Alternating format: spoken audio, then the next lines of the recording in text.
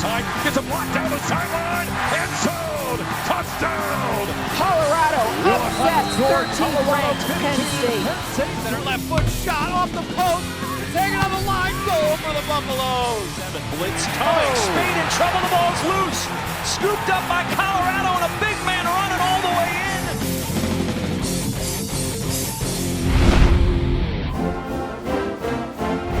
Center is Cephalupao. He turns, he hands off, a bit of a hole, and Philip Lindsay to the end zone. Touchdown! Touchdown, Colorado! He would not be denied. You know, there's an old coaching adage that says there's never been an ugly victory. That was tested tonight here at Folsom Field as the Buffaloes get a 20-10 win. Nothing aesthetically pleasing about this one, but it is win number 7 of the season. Welcome into the Stampede. Gary Barnett, Mark Johnson after Colorado dispatches of UCLA for the first time since joining the Pac-12 Conference. 20-10. But, Coach, how do you put a wrap on this thing here tonight? You know, as we were doing the broadcast, Mark, I kept thinking, boy, we need to try to say something positive. And we just couldn't find anything because there was nothing positive in that game going on either side, and it was, you know, the abrasiveness of the penalties and the personal fouls and the selfishness that were shown in there. I mean, it was really hard to make that game look like anything other than what it was, and that was a game with 25 penalties, 225 yards worth of penalties.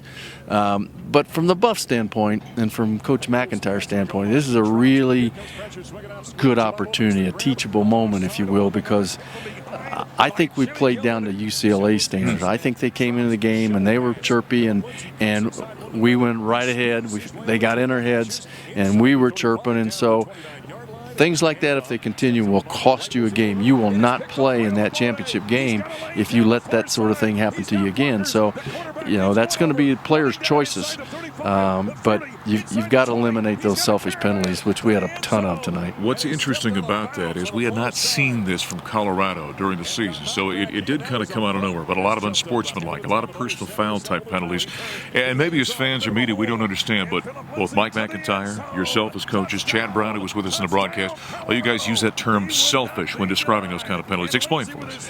Well, whenever you do something that is a response that you feel like you need to make that's outside of the rules, and you make it anyway, then really all you care about is what you get to do or what you feel like you should do. And when you submit your team to a 15-yard penalty, you literally can lose the game. And so this is the ultimate team game. And when you take it upon yourself to satisfy your needs rather than what your team needs, then you're being selfish. And so it's pretty obvious to those of us who played it. Yeah, penalties aside this one, I think we're getting to the point in the season after 9 games where you start to have to look at this defense and say this is a very good, one of the top defenses in America. You know, I agree, and our defense is going in one direction. I think our offense is going in another direction right now. And I think you've got to say that our defense is playing outstanding, and you must give those coaches credit for that because they really have taken a team that has been not a good defense through the last 5 years or 6 years and turned them into a defense in a year, maybe 2 years, but 1 year for sure. So you got to give them credit. But the offense now, you know, we're not hitting the plays we were hitting before. We're not getting the ball out fast. We're not protecting. Now, we were playing different teams than we are right now, and maybe that has something to do with it. But I think the offense has got to take a look at what's going on because it's for 2 games in a row now, it has not been hitting on cylinders. Well, the Buffaloes do get a great special teams play. In fact, Isaiah Oliver had 2 great returns, a 42-yard return, then a 57-yard return for a touchdown. That really kind of sealed this ballgame. No question. And as we started the game, we said keys to victory was that one of them was that the special teams were not a liability. And in this case, special teams came up with 2 big plays. They came up with 10 points is what they did, plus a field goal in there, the Graham kick, but we missed one. And so we didn't cover well on kickoffs, but special teams made big plays in that game that I think was the difference in the game. Yeah, that and the defense. I was going to say, remember Colorado also had a block kick in this ball game as well, so special teams did come up very big. 3 more games left this season. You got to go on the road to Arizona coming up here next week. Then 2 games against Washington State and Utah back here at home. Well, you know, you look at Utah and you think of this UCLA team that put up all those yards and all those points on Utah. And they couldn't come close to doing that tonight. Same quarterback, same people, et cetera. So you got to look down the road and say, you know what, maybe they're not invincible on the defensive side. Washington State, I think we're so fortunate to have them playing here. That's a good team. You never know what cylinder they're going to be hitting on, but they're going to throw the ball all over the place. And right now, I put our defense out there against anybody, and then our offense got to make plays. Our offense got to get fixed, I think. But we got to play Arizona. That's right. And that's going to be a huge game next week, and we can't make these kind of penalties. Buffalo's 7-2 in the season for the first time since 2005 when this guy was coaching. As we take a break and continue following this 20-10 victory by the Buffaloes over UCLA, we're going to talk with an Arizona kid going home. He had a big play this one. Isaiah Oliver's going to join us next year on the Stampede.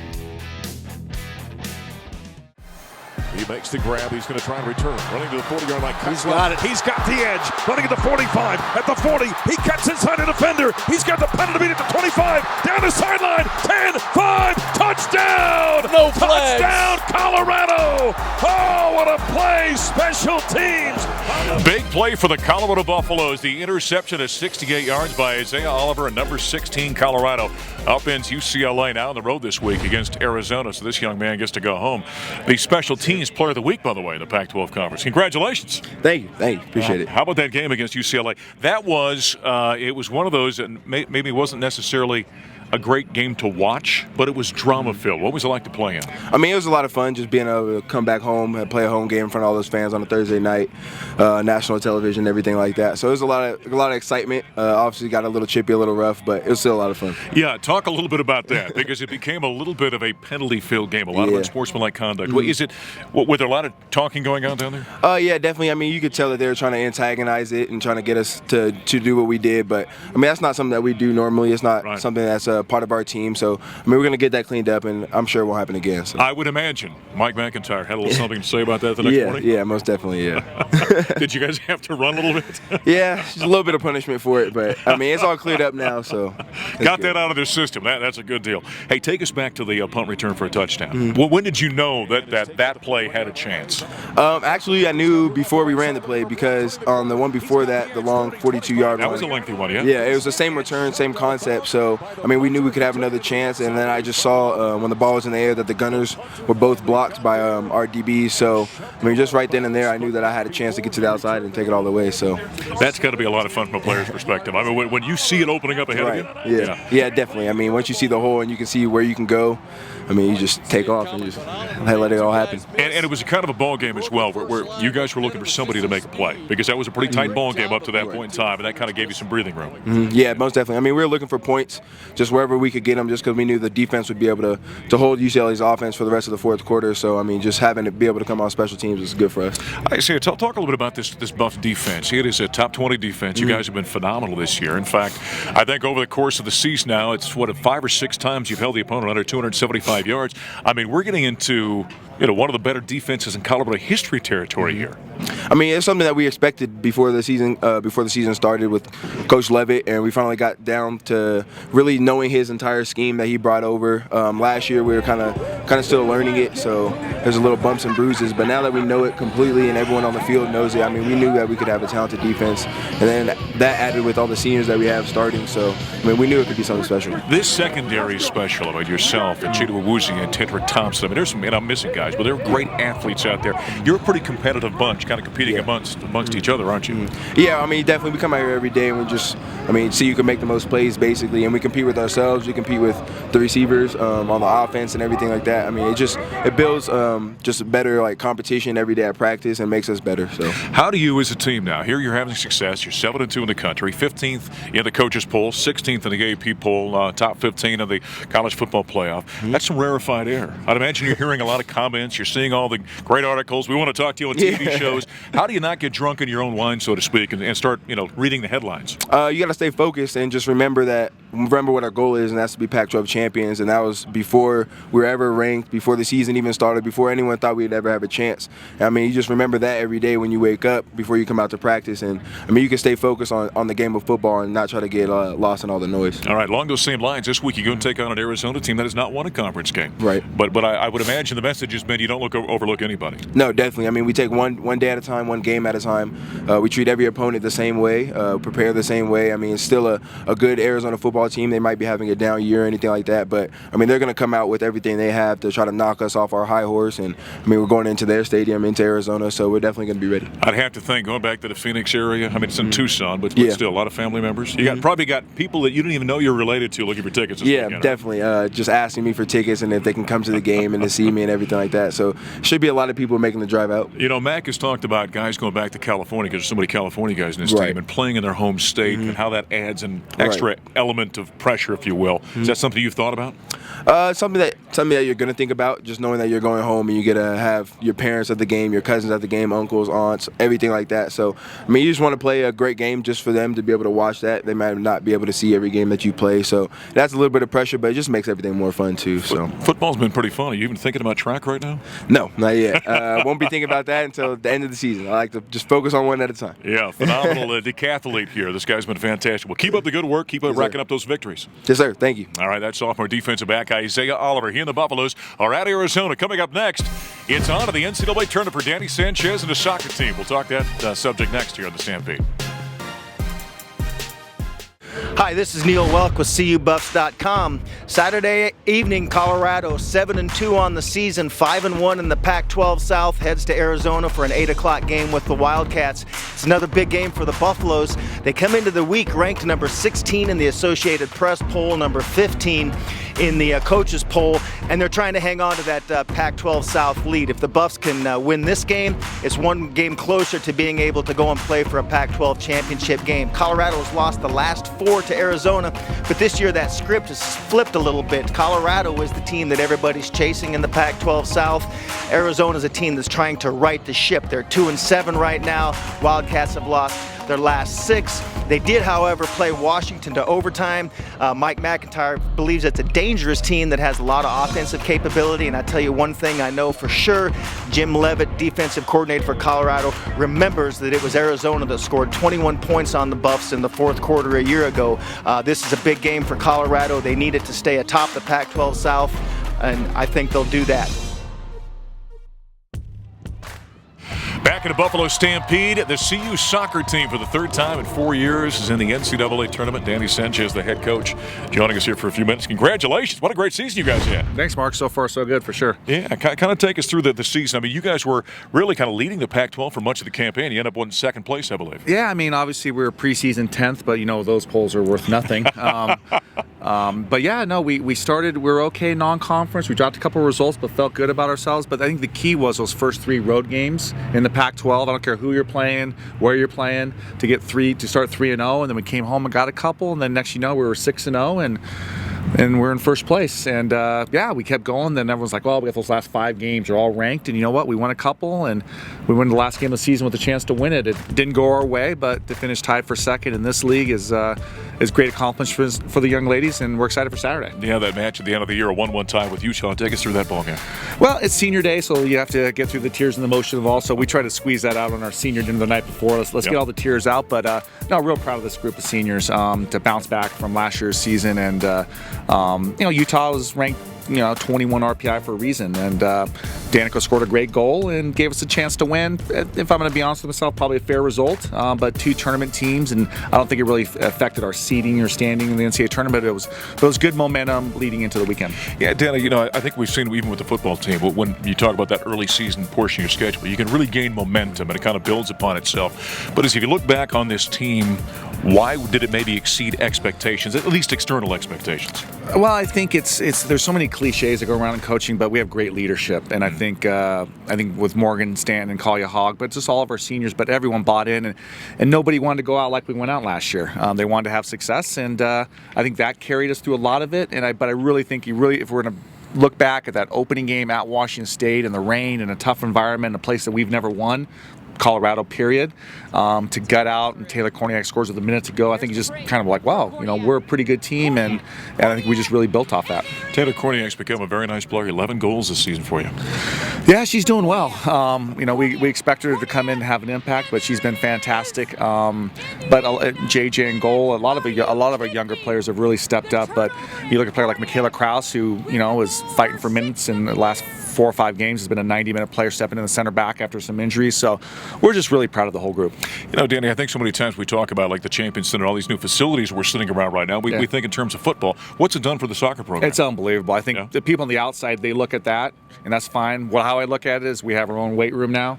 We have our own locker room in Dow Ward, which we never had before. People don't know that. You guys didn't, and a lot of the other sports didn't have their own locker room. It's unbelievable. Yeah, they had nowhere to change back in the day. You know, Seal Bear would always talk about how the teams would have to, after they work out, go in the bathroom. So now we have a nice locker room along with all the other Olympic sports.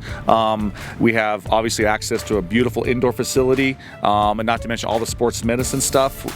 It's unbelievable. Our recruiting's a little bit earlier, you know, so the recruits that we're really selling it to won't be here for a couple years. But everyone comes in here and they're just stunned, like, oh my goodness, this is first class, top notch anywhere in the country. Yeah, I was going to say, I know we've heard that from all the other sports as well, but you're feeling tangible evidence of what this facility's done for you recruiting wise? Yeah, for sure. And I think, but the other thing, the piece of it is, let's worry about the student athletes that are here. When you talk about sports medicine, you talk about the strength and conditioning, you talk about a locker room to change in, a first class indoor facility to train in the winter.